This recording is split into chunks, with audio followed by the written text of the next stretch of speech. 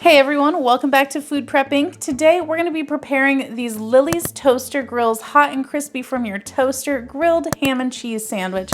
Now even though it says it is a toaster grill, you actually need to use the microwave also. So we've got everything that we need assembled here. You're going to need your toaster grills, a toaster of course, and a paper towel. So let's go ahead and open this up. We've got 2 sandwiches in here. I'm just going to take out one for today. And we're gonna go ahead and open up the package that it's in and sit that on our paper towel. So now that we've got that on our paper towel, they recommend placing it in the microwave for 30 seconds.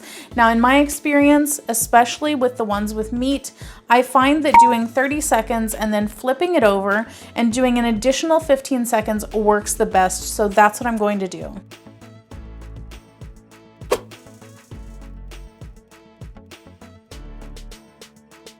All right, now our sandwich is out of the microwave. We're gonna go ahead and place this in the toaster and heat it for 1 cycle on medium-high.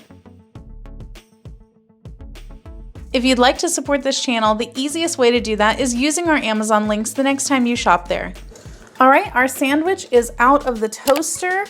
There is our completed Lily's Toaster Grills ham and cheese. If you guys would like to know how this tastes, definitely check out our other channel, 5 Minute Eats, where we're gonna give you a full review and let you know if we would purchase this again or not. But in the meantime, don't forget to hit that subscribe button and we'll catch you next time. Bye.